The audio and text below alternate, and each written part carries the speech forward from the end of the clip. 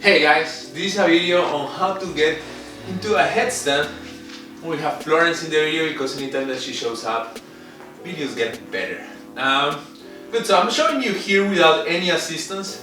I invite you, if this is the first time that you do this, to use a wall behind you so that you feel very safe, the wall will catch you and so on. This is very scary just because you're upside down and you're gonna feel it in your neck, and you know, like, neck is a sensitive area of your body, so your body is gonna naturally be like, what the fuck are you doing here, my friend? And you're like, I do this thing called fitness in which I do crazy party tricks that make me stronger. Good, so the mechanics and the technique behind it is quite easy, but it takes a little bit of a while to build. Once you build it, it's there for you. So let me go through the mechanics. Florence, move.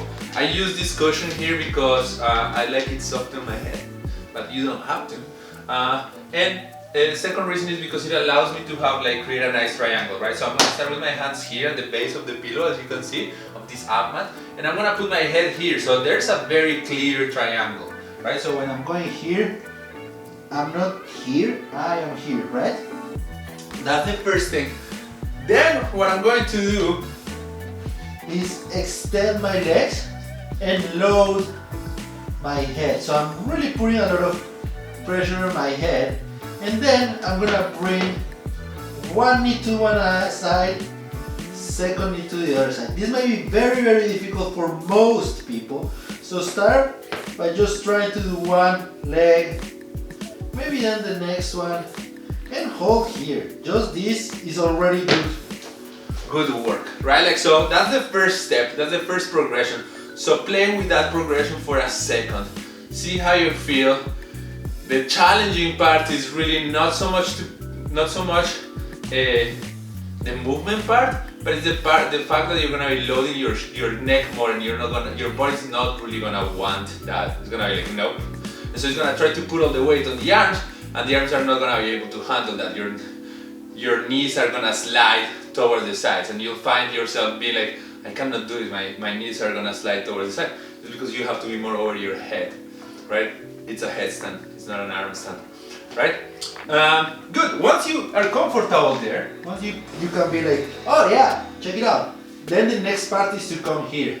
So from here to here, that's gonna be super challenging. That's probably the challenging part of this thing, to go from here to here, right?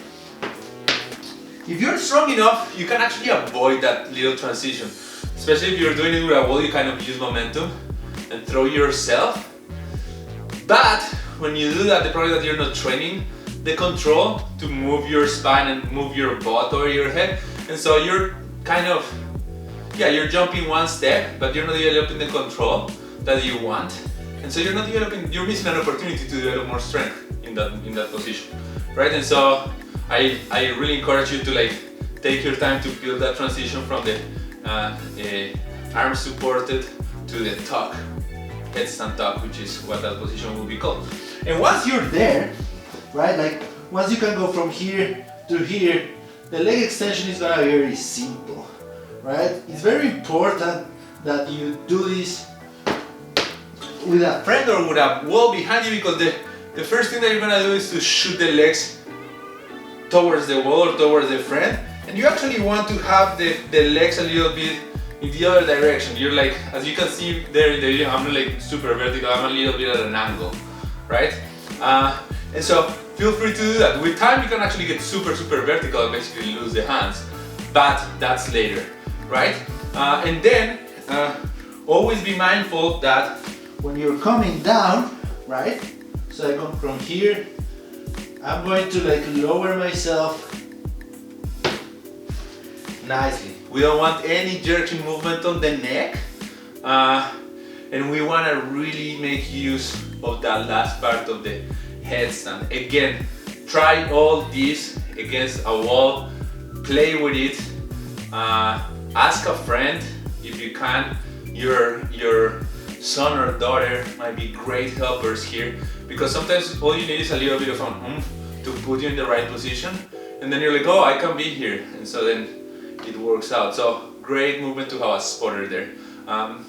If it's a gorgeous dog like Florence, She's gorgeous. Her beauty is just gonna be distracting. I don't recommend it. She's not gonna help you get in there. She's just gonna lick your face, right, Flo? She's a licker. She doesn't heal. So anyhow, enjoy. Let me know how it goes.